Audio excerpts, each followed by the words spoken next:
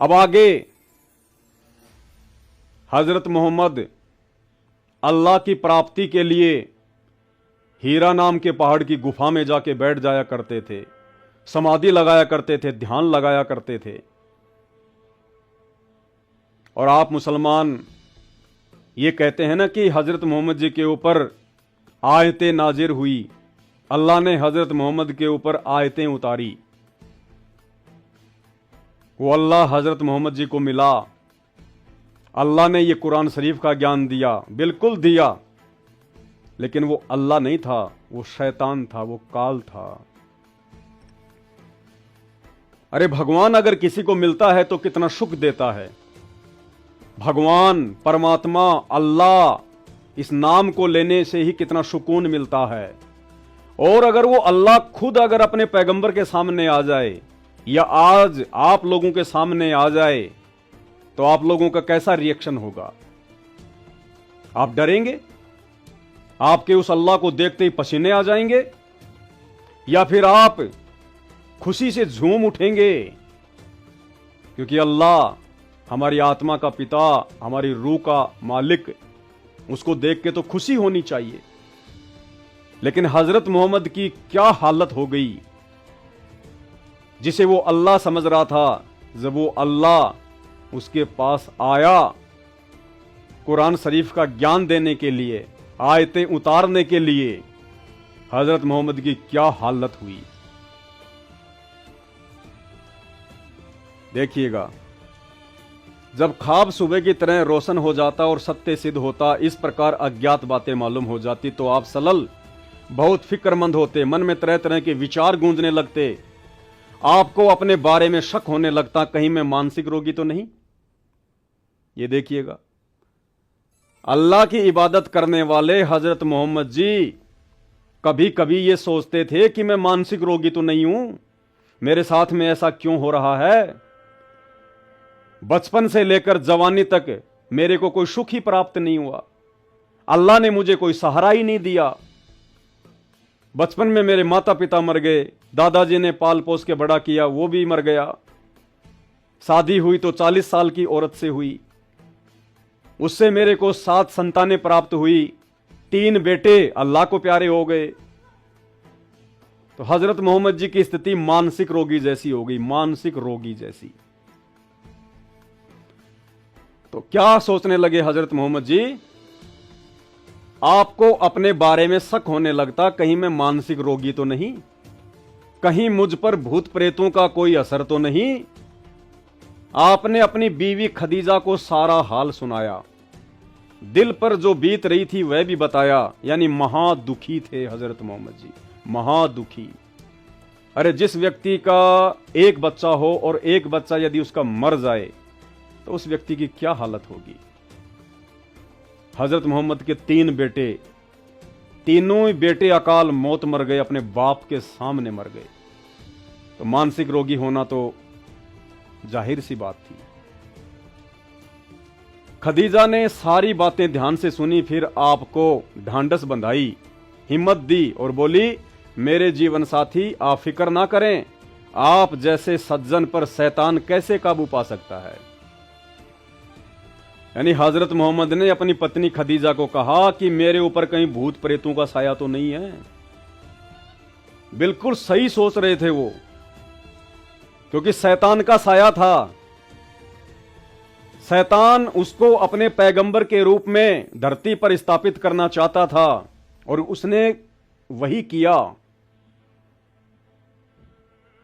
स्वयं हजरत मोहम्मद जी इस बात को स्वीकार कर रहे हैं, लेकिन उसकी बीवी ने, खदीजा ने उसको हिम्मत दी और कहा कि आप जैसे भले आदमी के ऊपर शैतान का साया कैसे हो सकता है। आगे देखिए, इस तरह रमजान के कुछ दिन बीत गए। एक दिन आप सलल यानी हजरत मोहम्मद गुफा में आराम कर रहे थे, हीरा की गुफा में। सुबह का सुहाना समय था, अचानक एक फरिश्ता दिखाई दिया, बहुत ही खूबसूरत और हसीन फरिश्ता। हाथ में हसीन रेशम का एक टुकड़ा भी था। और वो फरिश्ता क्या बोला हजरत मोहम्मद से? पढ़ो, अब हजरत मोहम्मद तो अनपढ़ था, उसको अक्षर ज्ञान नहीं था, लेकिन फरिश्ता बोला इसको पढ़ो। आप सल्लल्लाहु यानी हजरत मोहम्मद घबरा गए। फरिश्ता यानी देवता, मुसलमान धर्म में फरिश्ता बोलते हैं, हिंदू देवता बोल देते हैं। और ये वही फरिश्ता है जिसने हजरत मोहम्मद के ऊपर कुरान शरीफ की आयतें नाजिर की। और उस फरिश्ते को देखकर हजरत मोहम्मद का क्या रिएक्शन है, देखिएगा आपके नबी का रिएक्शन। आप सल्लल्लाहु घबरा गए, फरमाया मुझे पढ़ना नहीं आता। अरे फरिश्ते को देखकर कोई घबराता है क्या? अल्लाह के भेजे गए दूत को देखकर कोई घबराता है क्या? लेकिन हजरत मोहम्मद जी घबरा गए।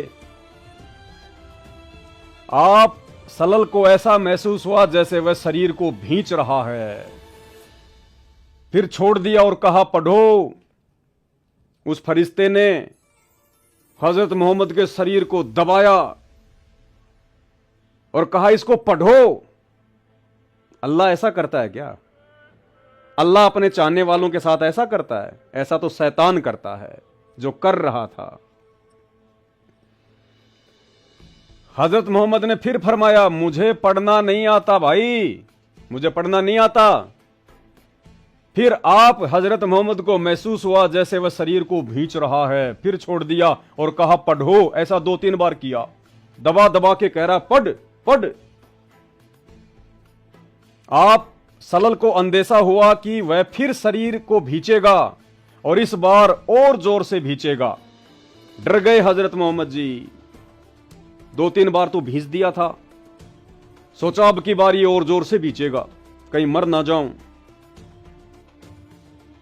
जैसे उसी शैतान ने महाभारत के मैदान में जब अर्जुन ने युद्ध करने से मना कर दिया तो वो शैतान श्री कृष्ण जी के शरीर में प्रवेश करके और उसने अपना विराट रूप दिखाया,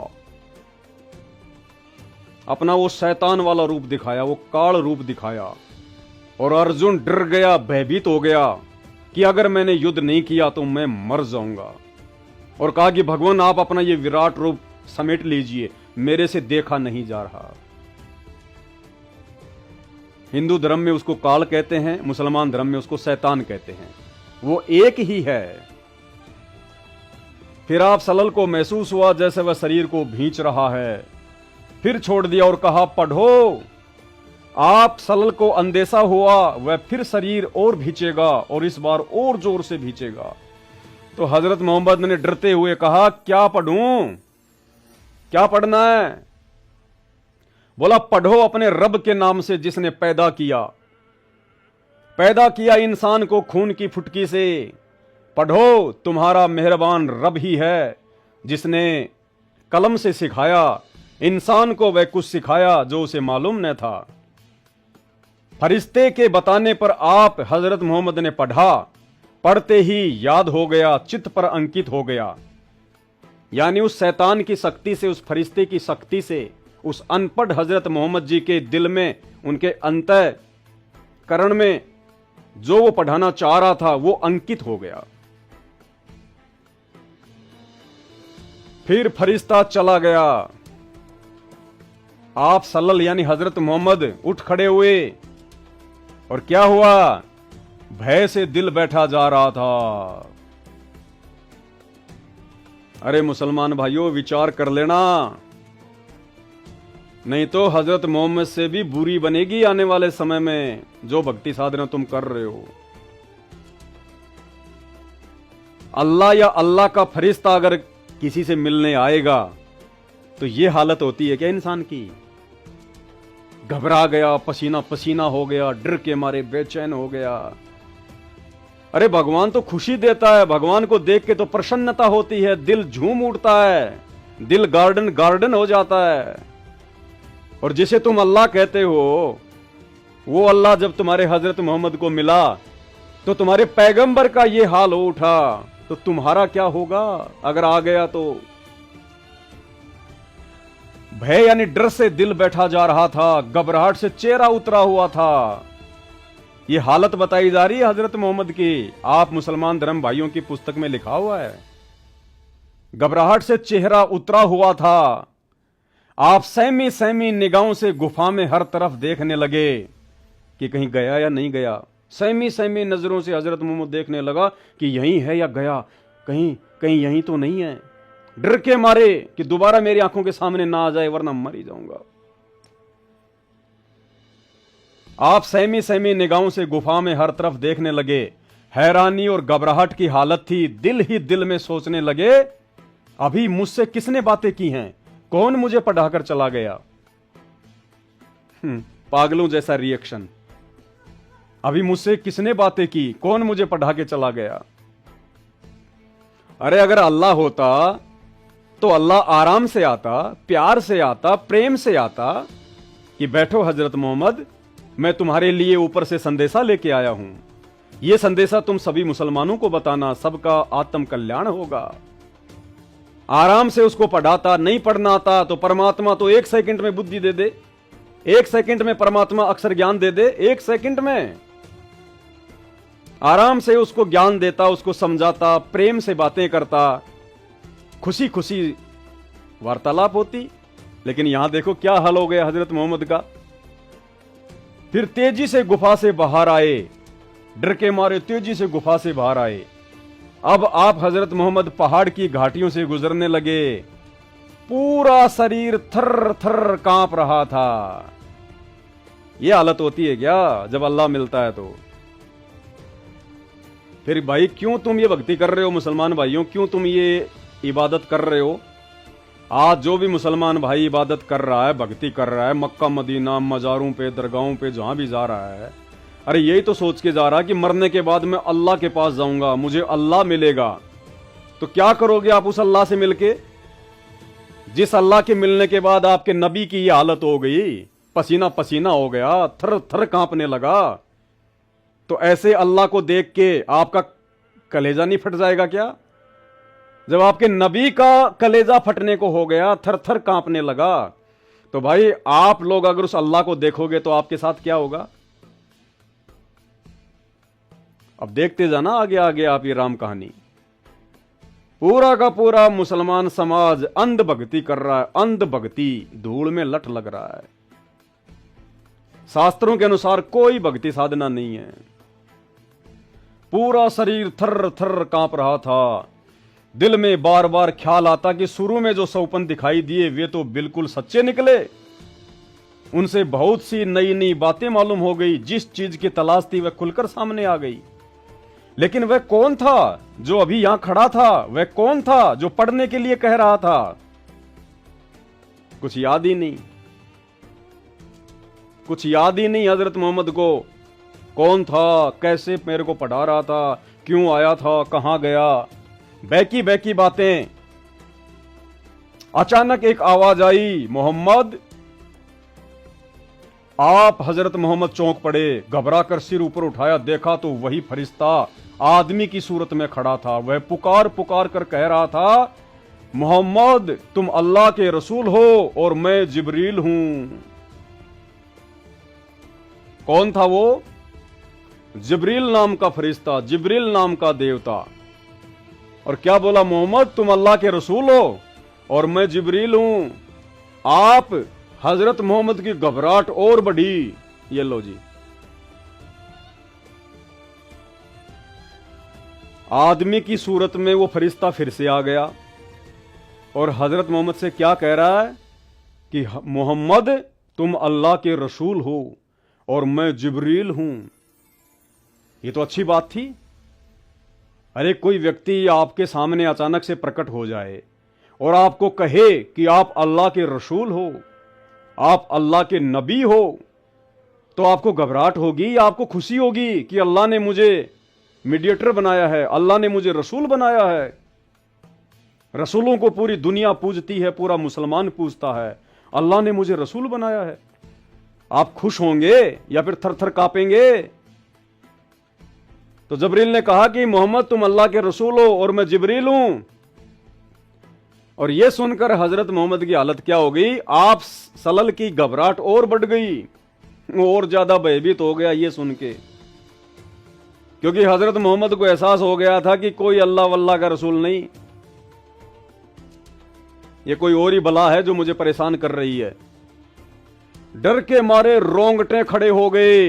देखो भाइयों, आप ही मुसलमान भाइयों ने लिख रखा है, मैं तो खाली पढ़ा रहा हूं, केवल इतना सा काम है, अपनी तरफ से मैं कुछ नहीं बोल रहा। डर के मारे रोंगटे खड़े हो गए ये सुनकर कि आप अल्लाह के रसूल हो। तुम जिस रसूल को ये सोचकर पूज रहे हो, मानते हो कि अल्लाह का रसूल था, अल्लाह का रसूल था, कोई उसके बारे में दो बातें बोल देता तो तुम लोग निकाल के तलवार खड़े हो जाते हो हैं? और खुद हजरत मोहम्मद की क्या हालत हो गई जब उनको यह पता चला कि मैं अल्लाह का रसूल हूं। जब हजरत मोहम्मद को यह पता चला कि मैं अल्लाह का रसूल हूं तो वो डर गया, रोंगटे खड़े हो गए, भयभीत हो गया। आप सल्लल्लाहु की घबराहट और बढ़ी, डर के मारे रोंगटे खड़े हो गए, भय से कदम रुक गए। कभी दाई तरफ देखते, कभी बाई तरफ देखते कि ये सूरत आंखों से ओझल हो, कि ये सूरत आंखों से ओझल हो। जो व्यक्ति सामने खड़ा होकर बोल रहा ना कि तुम अल्लाह के रसूल हो, हजरत मोहम्मद क्या सोच रहा था कि ये मेरी आंखों से दूर हो जाए। क्यों भाई? अरे वो तो तेरे लिए बहुत अच्छा पैगाम लेके आया था, एक संदेश लेके आया था कि हजरत तुम अल्लाह के रसूल हो। वो तो तुझे खुशखबरी सुना रहा था, जिस खुशखबरी को सुनने के लिए आज पूरे मुसलमानों के कान तरस रहे हैं। और हजरत मोहम्मद उसी खुशी वाली बात को सुन के डर रहा है, भयभीत हो रहा है और सोच रहा है कि यह व्यक्ति मेरी आंखों से दूर हो जाए। ये देखना, तुम्हारी पुस्तकों में लिखा हुआ सच्चाई। यानी हजरत मोहम्मद को अल्लाह नहीं मिला। अरे अल्लाह की सूरत तो बहुत सुहानी है, और यदि उस अल्लाह का कोई पैगंबर, कोई फरिश्ता, कोई देवता यदि नीचे आएगा तो वो भी उस अल्लाह के जैसा होगा, उसी के गुणों से युक्त होगा। वो तो परम शांति प्रदान करेगा, हृदय में शीतलता प्रदान करेगा, डर और भय पैदा नहीं करता अल्लाह का फरिश्ता। वो शैतान था जो जिब्रील के माध्यम से हजरत मोहम्मद को जबरदस्ती वो कुरान शरीफ की आयतें उसके ऊपर उतार रहा था। डर गया बेचारा हजरत मोहम्मद, लेकिन जिधर देखते वही दिखाई देता, जिधर मुंह करते वही मौजूद होता। आगे बढ़े या पीछे हटें, नजरें नीची करें या ऊपर उठाएं, हर तरफ और हर जगह वही फरिश्ता दिखाई देता। डर गया बेचारा।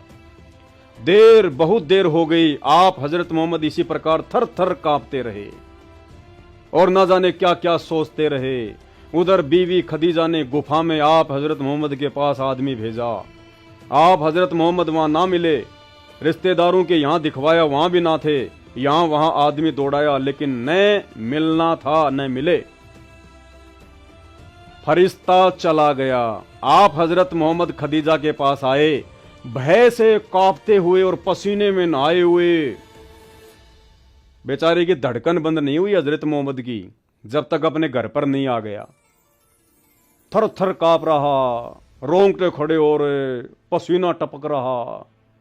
ये अल्लाह के दर्शनों से ऐसा होता है क्या? है? अरे कौन देखना चाहेगा उस अल्लाह की शकल? कौन देखना चाहेगा उस अल्लाह के फरिश्तों की शकल जब वो इतना डरावना है, इतना डर पैदा कर देता है, इतना भय पैदा करता है? तो विचार कर लेना, वो अल्लाह नहीं था, वो जबरील नाम का फरिश्ता था। वो स्वयं शैतान था, शैतान। अल्लाह तो मिले थे हजरत मोहम्मद को, साक्षात आके मिले थे। कौन है वो अल्लाह जो हजरत मोहम्मद को मिला था, अपना ज्ञान दिया था, हजरत मोहम्मद को अपने साथ अपने सतलोक लेके गया था? लेकिन हजरत मोहम्मद अपनी नादानी से वहां नहीं रहा। उसने अल्लाह को ठुकरा दिया और शैतान की इबादत में लगा रहा, और पूरे मुसलमान को शैतान की इबादत पे लगा दिया। ये पूरी जानकारी आपको संत रामपाल जी के सत्संगों में सुनने को मिलेगी। यूट्यूब पर जाकर सर्च करें, सृष्टि रचना संत रामपाल जी भगवान। फरिश्ता चला गया। आप सल्लल्लाहु खदीजा के पास आए, भय से कांपते हुए और पसीने में नहाए हुए। आते ही फरमाया, क्या बोले? मुझे कुछ उड़ा दो, कुछ उड़ा दो। तुरंत बीवी खदीजा ने चादर उड़ा दी। आप हजरत मोहम्मद की यह हालत देखकर वो बहुत घबराई। दिल में तरह तरह के अंदेशे उमड़ने लगे। क्या आपकी तबीयत खराब हो गई? क्या आपको जाड़ा बुखार आ गया है? क्या कोई मुसीबत आन पड़ी है? जब मन कुछ शांत हुआ, भय कुछ दूर हुआ, शरीर की कपकपी में कमी हुई, तो बीवी खदीजा ने पूछा, आप थे कहां? और आपको हुआ क्या? आप सलल ने उसकी तरफ देखा, ऐसा महसूस हो रहा था जैसे आप बेबस होकर रह गए हैं, मानो मुसीबतों का पहाड़ टूट पड़ा हो। बेचारा इतना डर के मारे घर पे आने के बाद भी, उस शैतान के फरिश्ते जबरील की शक्ल देखने के बाद, जिस प्रकार उसने जबरदस्ती कहा पढ़ो पढ़ो भींच भींच के। अरे स्कूल में बच्चे पढ़ने के लिए जाते हैं, अब बच्चे स्कूल जाते ही तो सारा ज्ञान सीख नहीं जाते। तो जिस दिन बच्चे स्कूल जाते हैं, जिस दिन उनको कुछ भी ज्ञान नहीं होता है, तो क्या टीचर बच्चों को भींच भींच के कहता है कि पढ़ पढ़, सामने बोर्ड पे क्या लिखा हुआ, पढ़ सामने बोर्ड पे क्या लिखा हुआ है। तो बच्चे की हालत क्या हो जाएगी? जो पहले दिन स्कूल गया, जिसको ना ए फॉर एप्पल का पता, ना आ से आम का पता, और वो टीचर उसको भींच भींच के कहेगी पढ़ पढ़ सामने क्या लिखा हुआ, कहां से पढ़ेगा बेचारा? डरेगा, रोंगटे खड़े होंगे उसके, कांपेगा बेचारा, दूसरे दिन स्कूल नहीं आएगा, घर पे उसके जाड़ा चढ़ जाएगा जाते ही। वो हाल हजरत मोहम्मद जी का हो गया। अगर वो अल्लाह था, परमात्मा था, खुदा था, तो खुदा में तो इतनी शक्ति होती है, वो तो अनपढ़ को भी ज्ञान दे देता है सेकंडों में, और कह देता कि मोहम्मद पढ़ ये कुरान, इसको याद कर और मुसलमानों को बता। लेकिन वो शैतान था भाई, भींच भींच के पढ़ा रहा, भींच भींच के पढ़ा रहा कि पढ़ पढ़, मानो मुसीबतों का पहाड़ टूट पड़ा हो। फरमाया, क्या फरमाया फिर हजरत मोहम्मद ने? खदीजा मैं तुम्हें क्या बताऊं कि मुझे क्या हुआ। फिर जो कुछ देखा था वह बयान किया। बीबी खदीजा थी बहुत समझदार, ये बातें सुनकर जरा भी न घबराई, क्योंकि वो भींच भींच तो हजरत मोहम्मद के साथ हो रही थी, खदीजा के साथ हो रही हुई थी। अगर खदीजा के साथ में होती तो उसकी भी ये हालत हो जाती। तो लेखक क्या कह रहा है कि खदीजा को घबराहट नहीं हुई, उन्होंने आप सलल को बहुत ही इज्जत की नजर से देखा, उनके चेहरे पर यकीन और इत्मीनान की मुस्कुराहट थी। फिर आप सलल को इत्मीनान दिलाया और क्या बोली? आप सलल के दिल में एक गम था, जहां जाते उस गम को लिए जाते। परेशानी में कभी ये ख्याल भी होता किसी पहाड़ पर से गिरकर खुद को हलाल कर लें। ये लो जी,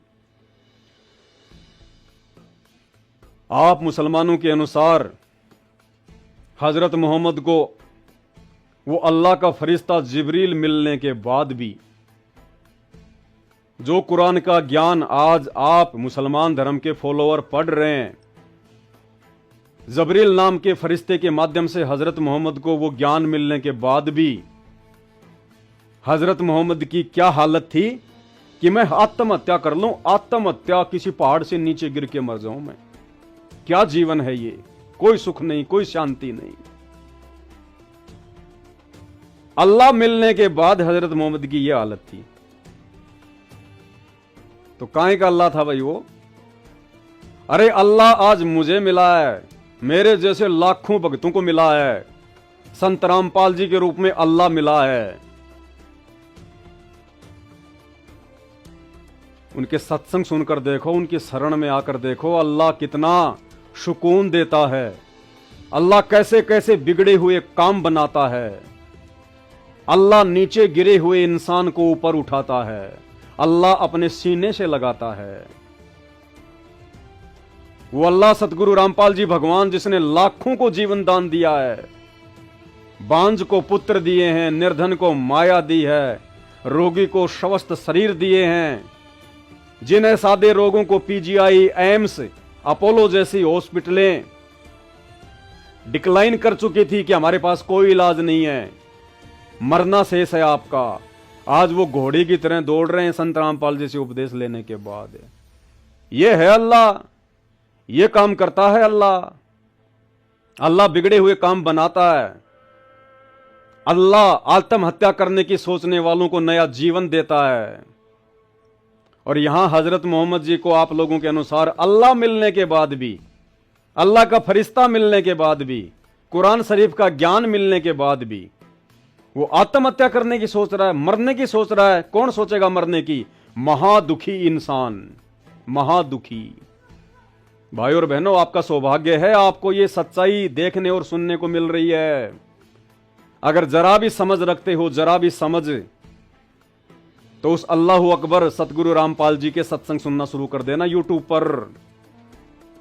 परेशानी में कभी ये ख्याल भी होता किसी पहाड़ पर से गिरकर खुद को हलाक कर लें, इस तरह गम से छुटकारा मिल जाएगा। अरे भगवान मिलने के बाद तो जीवन में नई उमंग आनी चाहिए कि भक्ति करेंगे, दुनिया को समझाएंगे, परमात्मा की गुणगान करेंगे, परमात्मा की महिमा करेंगे, अल्लाह के नाम को जन जन तक पहुंचाएंगे। एक नई खुशी आदमी के चेहरे पर आ जाती है, मरा हुआ आदमी जिंदा हो जाता है। और यहां हजरत मोहम्मद जी आत्महत्या का उपाय सोच रहे हैं कि मैं मर जाऊं, पहाड़ से गिरकर मर जाऊं, इस जीवन से अच्छा तो आत्महत्या कर लूं। तो उसको अल्लाह नहीं मिला था, उसको शैतान मिला था। गलती से हजरत मोहम्मद ने उसे अपना अल्लाह समझ लिया, और गलती से आज का मुसलमान उसे अल्लाह समझ रहा है। इससे अंदाजा लगाया जा सकता है कि आपका दिल कितना बेचैन और गम से परेशान रहा होगा। खुद लेखक लिख रहा है कि हजरत मोहम्मद की क्या हालत रही होगी। आप सलल के दिल पर कैसी चोट थी, मन में कितनी चुभन थी, दिमाग पर कितना बोझ था, वह का रुक जाना आपके लिए कितना असहनीय था। शायद रब ने मुझे छोड़ दिया। हजरत मोहम्मद जी सोच रहे हैं कि शायद अल्लाह ने मेरे को छोड़ दिया। यह विचार कर चूमता हुआ तीर था। एक दिन आप सलल कहीं से गुजर रहे थे, अचानक आकाश से आवाज आई। सिर उठाकर देखा तो वही फरिश्ता, वही जबरील जो कभी हीरा की गुफा में आया था, आकाश में कुर्सी पर बैठा था। हजरत मोहम्मद को वो जबरील नाम का फरिश्ता आकाश में एक चेयर पर बैठा हुआ दिखाई दिया। फरिश्ते को देखते ही आप हजरत मोहम्मद हिलने लगे। हिल गया बेचारा हजरत मोहम्मद कि फिर से आफत आ गई, फिर से आ गया परेशान करने के लिए। हिलने लगे, कांपने लगे और लरजने लगे। पहली बार भी आपका शरीर कांप रहा था। कितनी जगह लिखा हुआ मेरे भाइयों, कितनी जगह लिखा हुआ है। क्या यह पढ़कर भी आपको यकीन नहीं होगा? क्या अल्लाह ऐसा होता है क्या? अल्लाह इतना भयंकर होता है क्या? अल्लाह का फरिश्ता ऐसा डरावना होता है क्या? अरे फिर क्यों जन्नत में जाने की सोच रहे हो आप लोग? मूर्ख हो फिर, क्योंकि जन्नत में अल्लाह के फरिश्ते फरिश्ते मिलेंगे वहां तो। और अल्लाह का फरिश्ता देख के हजरत मोहम्मद की यह हालत हो गई तो तुम क्या करोगे जन्नत में जाकर? तुम भी ऐसे भागते फिरोगे इधर उधर डर के मारे। ये खुद जीवनी में लिखा हुआ है। नहीं भगवान या भगवान का फरिश्ता, कोई देवता, खुशी होनी चाहिए कि महाराज दोबारा कब आओगे। हे महाराज, हमें आपका इंतजार रहेगा, आप फिर से कब आओगे। आपको देख के बड़ा सुकून मिलता है, आपकी बातों में बड़ा आनंद आता है, आप फिर कब आओगे मुझसे मिलने।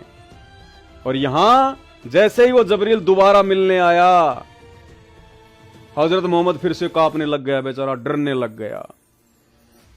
फरिश्ते को देखते ही आप सलल हिलने लगे, कांपने लगे, लरजने लगे। लरजने का मतलब होता है बस बेहोश होके गिर जाऊं अभी। अब आगे आपको बताएंगे इसमें, अब आगे का जीवन भी देखिए। यहां तक तो आपने देख लिया, हजरत मोहम्मद को अल्लाह और अल्लाह का फरिश्ता जबरील मिला, वहां तक की पूरी हिस्ट्री आपके सामने आ गई। पैदा नहीं हुए उससे पहले तो नबी का बाप मर गया, पैदा हुआ उसके बाद उनकी मां मर गई, यतीमी का जीवन। 8 साल का था तो दादाजी मर गया, चाचा ने पाल पोस के बड़ा किया। 25 साल का हुआ तो 40 साल की 2 बार विधवा औरत खदीजा से शादी हुई। खदीजा से 7 बच्चे हुए, 4 लड़कियां 3 लड़के। तीनों लड़के हजरत मोहम्मद की आंखों के सामने अकाल मौत मर गए। फिर उसके बाद में भक्ति साधना में लग गया गुफाओं में जाके। उसके बाद वो जबरील नाम का फरिश्ता आके मिला, उसने जीना हराम कर दिया हजरत मोहम्मद का। अब आगे देखिएगा, फिर बेचारा बीमार हो गया। ना बचपन में सुख, ना जवानी में सुख, और अब बुढ़ापे में क्या होने जा रहा है, ध्यान से देखिएगा।